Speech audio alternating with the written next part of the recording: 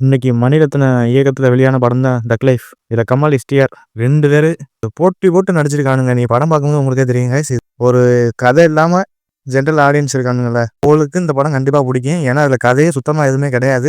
இது மணிரத்னம் படமே கிடையாது. ஸ்டார்டிங்ல பார்த்தா விண்டேஜ் கமலை காமிச்சிருப்பானுங்க. நம்ம நாயகன் படத்துல வருவாப்புல அந்த ஒரு கமலை வந்து காமிச்சிருப்பானுங்க. அடுத்தடுத்து போகும்போது பார்த்தா என்னடா இப்படி ஆகிட்டு இருக்கு, ஏன்டா இவ்வளவு ஸ்லோவா போகுது. மணிரத்னுக்கு இந்த படம் எப்படி சொல்றது, ஒரு கேங்ஸ்டர் படம் மாதிரி ஒன்று எடுத்திருக்காப்ல. சுத்தமா அந்த கேங்ஸ்டருக்கான அறிகுறி எதுவுமே கிடையாது. இதுல 2 பேர் கமல்ஸ், எஸ்டிஆர் ஒரு 2 பேருக்கு இந்த தாராளமா படத்தை ஒன் டைம் உட்காந்து பார்க்கலாம். இதுல சொல்ற அளவுக்கு வேற எதுவுமே கிடையாது. இது ஒரு என்ன ஒரு கதைன்னா கதையே கிடையாது. சொல்ல போனேன் நம்ம செக்கச்சந்தம் வானம் பார்த்தோம்ல, அந்த ஒரு கான்செப்டை தான் போட்டு இதுல வச்சிருக்கானுங்க. அவர் இடம் எனக்கு வேணும் அப்படின்னு. அவர் கமல் ஒரு பெரிய கேங்ஸ்டர் எடுத்து இருப்பாப்புல. இதுக்கு அந்த இடத்துக்காண்டி ஆசைப்படுவானுங்க. இதில் ஜோஜு ஜார்ஜ் மலையாள ஆக்டர் தான் நடிச்சிருப்பாப்புல. அவருக்குள்ள கேரக்டரே கிடையாது கைஸ். ஏதோ சும்மா ஏதோ ரவுடி ஏனா தானா அப்படின்னு சொல்லி போட்டு படத்தை போட்டு எடுத்து வச்சிருக்காப்புல நம்ம மணிரத்னம் படமே கிடையாது. இது அடுத்து அசோக் செல்வன் நடிச்சிருப்பாப்புல. அவர் எதுக்கு வராப்புல எதுக்கு போறாப்புலன்னு ஒன்றும் தெரிய மாட்டேங்குது. இதுல திரிசா அவளை அங்கிட்ட யூஸ் பண்ணியிருக்காங்க, இங்கிட்ட யூஸ் பண்ணியிருக்காங்க. என்னத்த சொல்ல, அவ்வளோ ஒரு வேற மாதிரி காமிச்சிருக்காங்க. நீ படம் பார்க்கணும் உங்களுக்கே தெரியும். இந்த கமல் லவ் போர்ஷன் ஒன்று இருக்கு. தலைவன் கமல் உலக நாயன் தான் அப்படிதான் நமக்கே தோணுச்சு. லவ் போர்ஷன்லாம் அந்த தலைவன் வேற லெவலில் மிரட்டி விட்டுருக்காப்புல. ஃபுல் அண்ட் ஃபுல்லாக கமல் ஃபேஸை தான் அதிகமாக காமிச்சிருப்பானுங்க. அதில் ஸ்க்ரீன் பிளேல இருந்து தக்காளி வேற லெவலில் இருக்கு. அது ஒரு சீன் இன்ட்ரோல் பிளாக்னா வேற லெவலில் இருக்குங்க. கமல் ஃபேஸ் ஒரு ஃபோக்கஸ் ஒன்று வச்சிருப்பானுங்க பாருங்க, வேற லெவலில் இருந்துச்சு.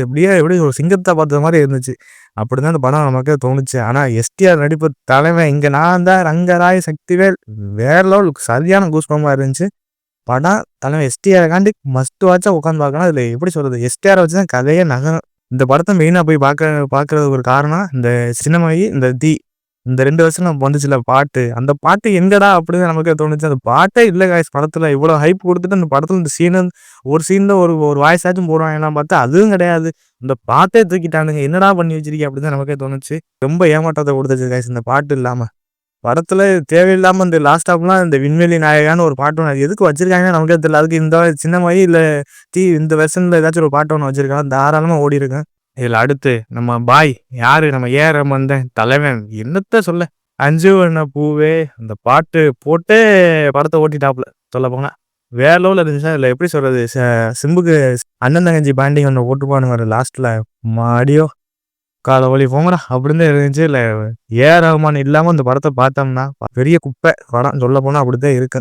கண்டிப்பா அது எப்படி சொல்றது, ஒரு ஒன் டைம் வாட்ச் பண்ணி பார்க்கலாம் கைஸ். அது ரஹ்மான் இல்லைன்னா மணிரத்னம் இல்லை அப்படித்தான் நமக்கே தோணும் ஒரு பக்கத்துல பார்த்தா. ஏன்னா மணிரத்னம் ரஹ்மான் ஒரு 2 பேரும் காம்பினேஷன்ல வரும். ஆனா இதுல ரஹ்மான் ஒரு வாட்டில் ஒரு ஹிட்டா ஒன்று கொடுத்துருக்காப்புல. ஆனா மணிரத்னம் படமே கிடையாது.